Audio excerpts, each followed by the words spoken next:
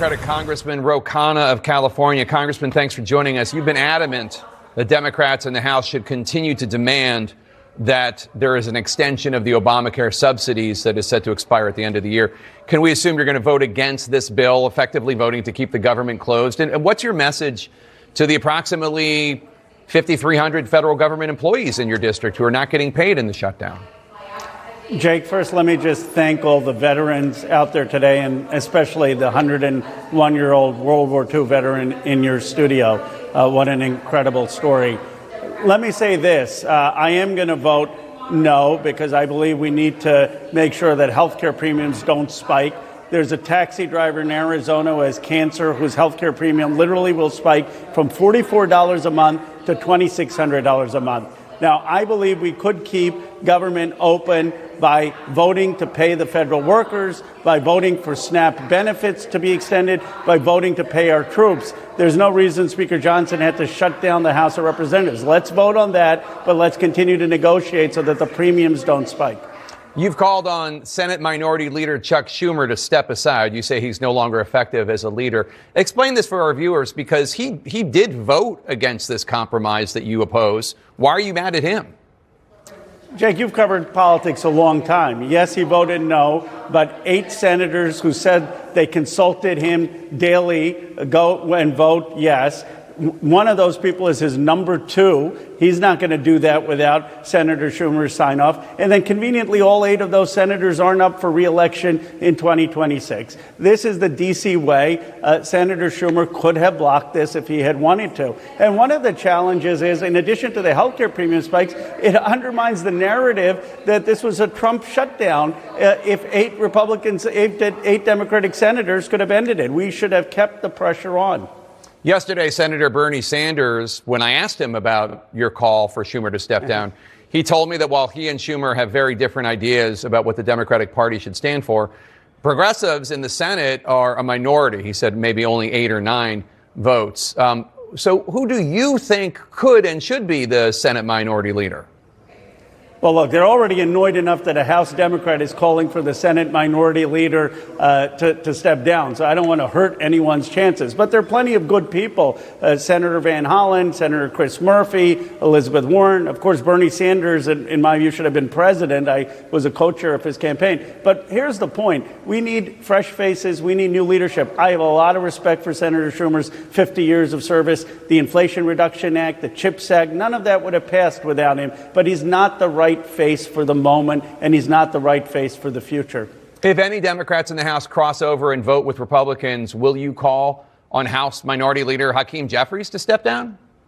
No, because Hakeem Jeffries has made it very clear that he's opposed to this deal, and he's pushing it, and he's publicly fighting.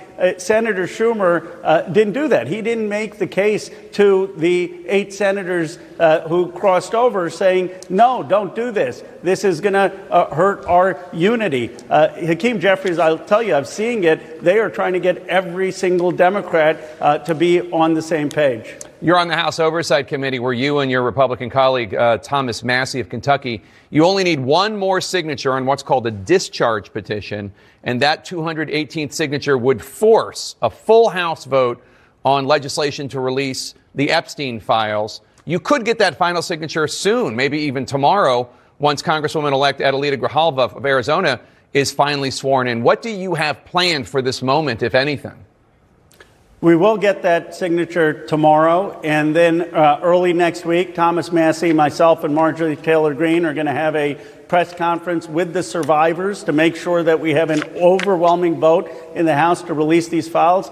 7 days after Adelita signs it, we will be able to get a vote in the House of Representatives. That will be around December 3rd. And I expect once we get that vote, we will get 50 to 60 Republicans voting with us. It will be a huge step in getting the release of the Epstein files, justice for the survivors, protecting America's children. Democratic Congressman Khanna of California, thank you, sir. Well, my message to the American people is please thank a veteran today. There are those that have stepped forward, raised their right hand, swore to uphold the Constitution against all enemies, foreign and domestic, and they have created a free and prosperous society here in the United States of America. We owe everything we have to those brave men and women. So God bless our veterans today. And to my daughter, who is serving active duty, thank you so much, sweetheart. My son-in-law is also a veteran. We have a proud family of military veterans, and we are grateful for all those that have served. It's such a privilege to be here on this Veterans Day across America, from the prairies of my home state of Kansas to the skyline of New York City. People are expressing their gratitude and respect for those who serve our country today and for those who served our country in the past. Our country needs to see what those who put country above self or above politics or above party, what difference they made, and we need to role model ourselves after them.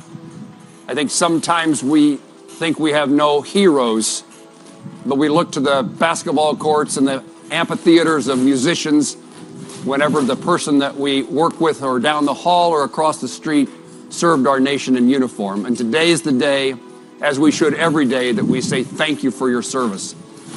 It wasn't too long ago that I was at the World War II Memorial, and I went to the Kansas Pillar, and I thought of my dad back home in small town western Kansas, who was a World War II veteran, so I called him on my flip phone. And I said, fortunately I got the answering machine, and I said, Dad, I'm at the World War II Memorial, built in your honor, and I want you to know that I respect you. I thank you for your service, Dad, and I love you. And my dad, on my way back to walking back to my office, my flip phone rang again. It was my dad, and he said, Gerald, what did you say? I couldn't understand you. And so I repeat what I told my dad today, because I can no longer repeat it to him. And on behalf of all Americans, we on this day and every day hereafter, we stand together as Americans and say to those who serve in uniform and those who served us in the past, we respect you, we thank you for your service, and God bless you and God bless the United States of America. Thank you. Thank you, Madam Chair, Ranking Member McGovern, members of the committee. Thank you for having us. I am proud to co-sponsor Leader Jeffrey's amendment and to be here in support of this urgent lifeline for the American people. To my Republican colleagues, welcome back. I don't know what you've been doing the last 54 days, but I hope you've spent some of that time talking to your neighbors, hearing from your constituents, and I hope you've heard the same stories that they have been conveying to us. I hope you realize just how anxious they are, how desperate they are as they scramble to figure out how they are going to afford health care under this Republican budget. And I hope you got a chance to hear from the people who traveled to the United States Capitol trying to secure meetings with their Republican members of Congress. Americans like the farmer I met, Ann, from Minnesota. She's a soybean farmer, already suffering from the market disaster caused by Republican tariffs. Then she found out her local hospital was closing because of the Medicaid cuts in your budget. And now you're going after her ACA coverage. And by the way, 1 in 4 out of our farmers get their health care coverage through the ACA. You have sent her premium skyrocketing, and I have heard this same story from small business owners, from gig workers, from parents, from people who live in your states. So what are we doing here today? You've already voted to dismantle Medicaid, the largest healthcare program in America, a program that covers 40% of all births in this country, 40% of children in this country, 40% of disabled people in this country. But you couldn't leave it there. Now you're going after the millions of families who get their coverage under the Affordable Care Act. And let's be clear about what that actually means, specifically to your own constituents.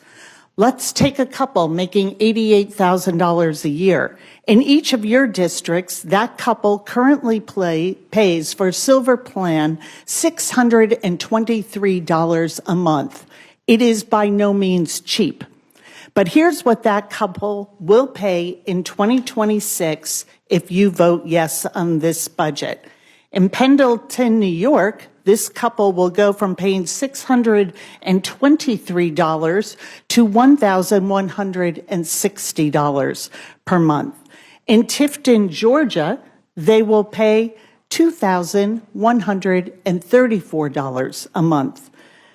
In Greensboro, North Carolina, they will pay $2,300. In Rock Hill, South Carolina, they will pay $2,600. And in Fredericksburg, Texas, this middle-class couple will pay $3,000 every single month to get themselves some halfway decent health insurance. This budget will raise costs on people who voted for Donald Trump, people who believed him, who believed their Republican members of Congress when they promised to lower their cost of living.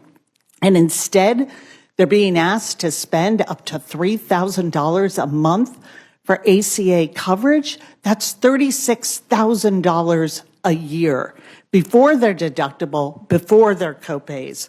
What a betrayal of a straightforward promise. But this is not a given. This does not have to happen to the American people. This is a choice.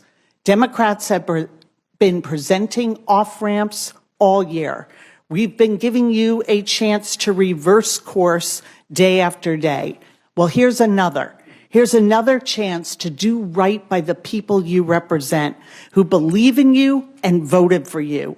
I urge you, for the sake of the American people, to make Leader Jeffries' amendment extending the ACA tax credit for 3 years in order and bring it to the House floor for a vote.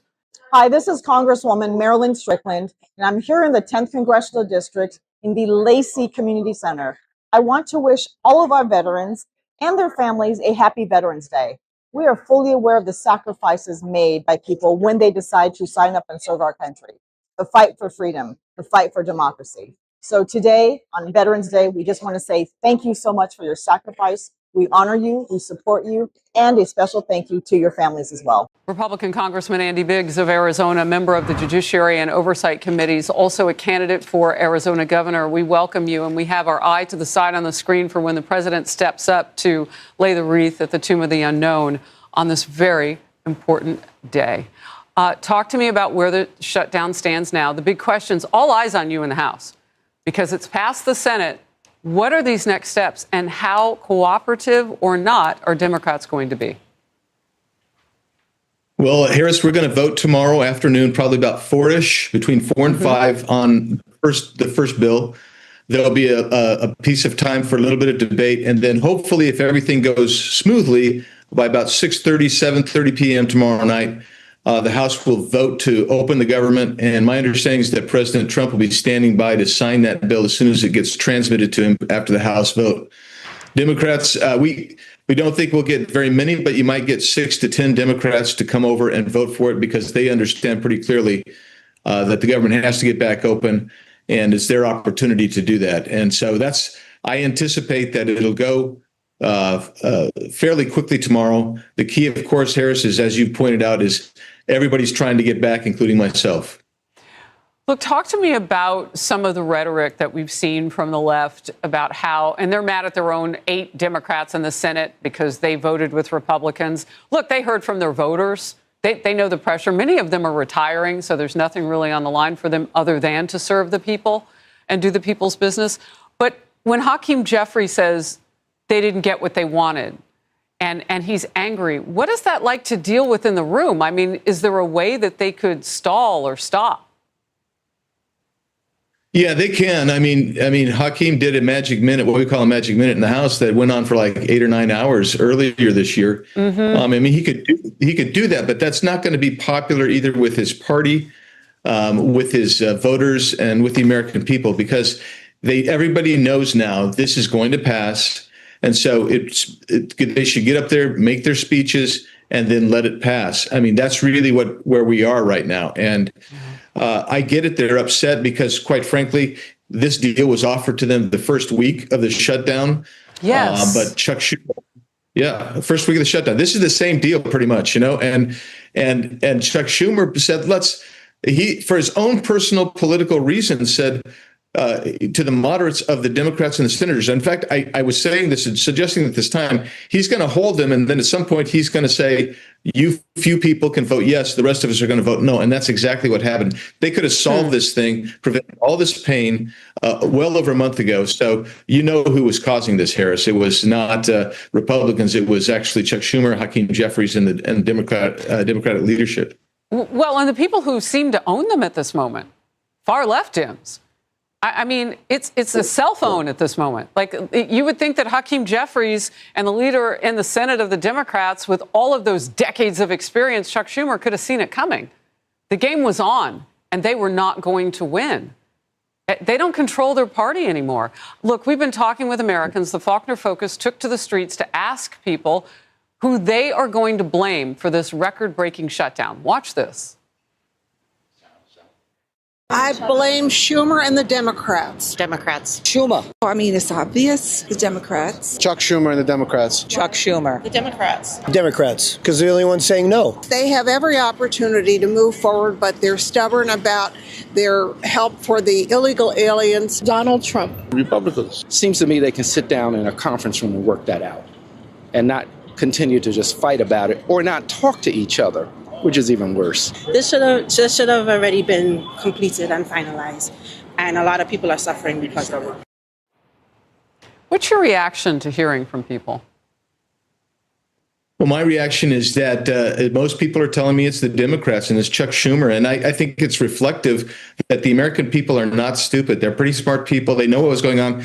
And anybody who ever contested that, I said, can you tell me, besides Thomas Massie and Rand Paul, can you tell me anybody on the Republican side that has voted against opening the government?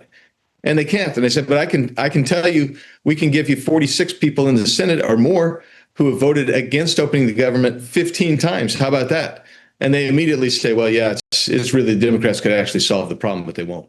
I want to wish everyone a peaceful Veterans Day. From our nation's founding to today, generations of Americans have stepped forward to defend our freedom. To every veteran, service member, and military family, thank you. Your sacrifice and courage embody the best of what it means to be an American. As we honor that legacy, we must also recommit ourselves to the work ahead. Our duty does not end when service members return home. We must ensure every veteran has timely access to health care, including mental health support. It means continuing to deliver on the promises we made through legislation like the Bipartisan PACT Act and making sure those benefits reach every veteran who earned them. It means protecting the VA workforce so veterans get the services they need when they need them. And going forward, we must strengthen support for military families, help service members transition into good jobs and education opportunities, and use new tools and technology to better connect veterans with care. On this Veterans Day, let's recommit to honoring service not just with words, but with action. Today, and in the years ahead, to all those who have served and sacrificed, thank you. Shutdown worth it? Yeah, I think so. I hate it. But yeah, it was worth it, definitely. We got people to pay attention to the fact that this is a traumatic, in many cases, life or death situation for people all over this country. Was the shutdown worth it? I think it was, because I think the perception, we made it clear that this, not just the healthcare issue, but the whole issue.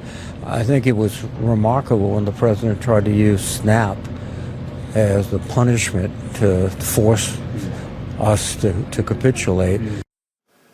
Now, as part of this bill, it would reopen parts of the federal government until the end of January 30th, and other parts of the federal government through September 30th of next year. But that issue about health care is still dividing Democrats very badly at this moment. The Speaker of the House, Mike Johnson, making no guarantees that he would put a health care bill on the floor of the United States House, which is one big reason why we expect the Democratic leader, Hakeem Jeffries, to fight this hard and urges members to vote against this tomorrow. Wolf. Happy Veterans Day to all who have served our nation in our armed forces, those who are serving today and those who've served in the past. We owe you, America's veterans, not just a day of celebration, not just the mark of our respect to you, but continuing to fight for the benefits you've served for and you deserve.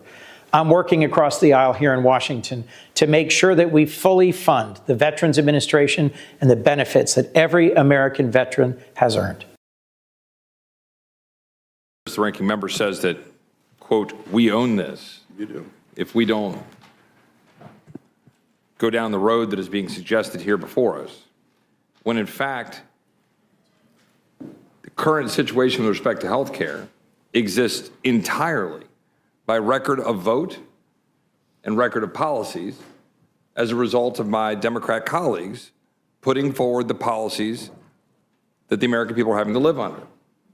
Entirely. They broke the system, and then they come here saying that we own it if we don't throw more subsidies, pour more diesel on the fire, to the fire that they started. That's what's happening right now. That's what for the American people to understand. Insurance companies. Bail out Argentina. Insurance companies, 1,032% stock prices up since 2010. 448% up from 2013. 85% of the revenues for insurers come from the federal government. What my Democratic colleagues are proposing is an insurance company enrichment scheme. It's literally what they're doing, is printing money in the Treasury and giving it to insurance companies. That's their solution for healthcare. Enriching insurance companies that are the very people that are telling the American people which care they can get and not get. There's no chance for an American to go to the doctor of his or her choice. There's no chance for them to go get care. There was no chance for my constituent who lives near Fredericksburg, Texas, to go to MD Anderson to get care because she's on Obamacare, which can't go to MD Anderson. And if the cancer that I had when I went to MD Anderson came back and I'm on Obamacare as a member of Congress, I couldn't go to MD Anderson because of the situation that my Democratic colleagues have put the American people in. Going around and preening that you're somehow caring for people more by giving them coverage for care that doesn't actually provide them care. While insurance companies get rich. $35 billion in subsidies in 2024 for people who didn't even use their plan. It's absolutely unconscionable. That is right. That is the correct word. It is unconscionable what we have done to the healthcare system, destroying it for the American people so that they can't get the care of their choice. That's what's happened. And now you hold the government hostage for 45 days and then try to come lecture Republicans about it when you've been holding the American people hostage to a broken healthcare system for 15 years. That's what's been going on.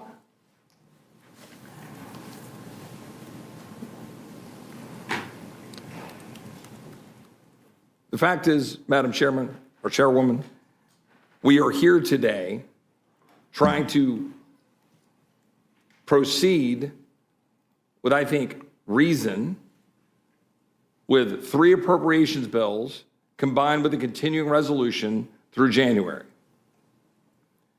After having tried with reason to fund the government through November 20th so that we could continue the debate on the various issues in question. But our Democrat colleagues refused to do it. And so now we've got the opportunity in front of us to extend, fund government at current levels, roughly flat, trying to stave off the inflation that is the direct consequence of the massive amount of government funding that has been going on by both sides of the aisle, but heavily being promoted from my colleagues here on the other side of the aisle, who want us to throw another $1.5 trillion at it. That's literally what they were saying. It's not a solution. That's just printing more money while trying to go run campaign ads while you shut the government down for very clearly and obviously political purposes. Hi, it's Congresswoman Sewell, and I'm here in Tuscaloosa, Alabama.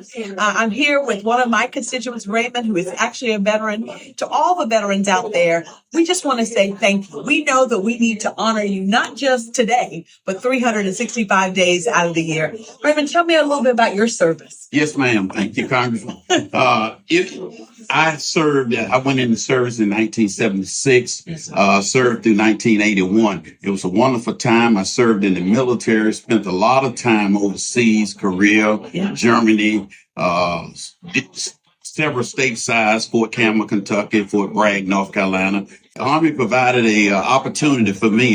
Didn't really know what I wanted to do when I got out of school, and so I found the opportunity to try to serve our country and do the best I could. And so I've been pleased with it. We're just happy that you are that you served and you did and you gave of yourself. I think there's no more honorable thing to do than to serve our nation. Yes. And the sacrifice that you and your family has made. Please know that we are just grateful, not just to you, but to all of our veterans. Yes, ma'am. Thank you. I also serve on the Oversight Committee, so I'm involved in that investigation. And there was a batch of emails released just recently that showed that Jeffrey Epstein worked closely with Israel on different military contracts, their intel agencies, Mossad, and so forth. I've been reliably told you're anti-Semitic if you say that. Yeah, that's like the thing. But MAGA cannot override MAGA. And I can criticize any foreign country that I want to because I'm an American and I have free speech. MAGA being Make Israel Great Again. Yes. And it's not anti-Semitic to criticize a government. It's not. And it's not anti-Semitic to talk about Jeffrey Epstein and his ties with any foreign country, whether it was Israel or the UK or the United States, that's not anti-Semitic. And it's not hating on anyone. I certainly don't hate anyone, but I definitely am concerned about any foreign country's influence on our own, especially when it comes to members of Congress. You got some agreement out there. What's the number one thing you'd like to see change in the House right now? You would like to get back to work? I want to get back to work. I want to pass the agenda that we campaigned on. I desperately want to do that. That's the only thing I want to do. Everybody's talking about Marjorie Taylor Greene wants to do this. Marjorie Taylor Greene wants to do that. The only thing I want to do is get to work and pass the agenda that everybody voted for. And that's America first. And that is what we should be doing. No more foreign aid, no more foreign wars, no more sending your monies overseas. We need to fix our health insurance. We need to work on the cost of living. It is extremely expensive. Yep. And the most important thing we can do is continue to create a future for our children. Ladies and gentlemen and supporters of freedom around the world, I'm very grateful on this Veterans Day to recognize the success of veterans. As a 31-year veteran myself, son of a flying tiger, a very grateful dad of 4 sons who served in the military, I know how important the military is and what the veterans have achieved. The greatest spread today of freedom and democracy in the history of the world. And then I'm so grateful for the leadership of President Donald Trump. What we have is peace through strength. And with this, we can face the freedom opportunities of the world. And God bless America and God bless our troops. Hi, it's Suzan. I'm here at the Snohomish Senior Center to honor our veterans. Today is the day for us to celebrate the brave men and women who have served our country. So to all of our veterans in Washington and across the country, thank you for your service. Hi, I'm Senator Ashley Moody. This Veterans Day, please join me in thanking the valiant men and women who served in the U.S. Armed Forces. including the more than 1.5 million that call Florida home. The rights and freedom we enjoy today were secured through the blood, sweat, and sacrifice of these patriots. And through their devoted service, our great American experiment continues. It's my honor to fight for these heroes in Washington as we work to make Florida the most veteran-friendly state in the nation. We're blessed to live in the land of the free because of the brave. May God bless the United States of America and those who have served.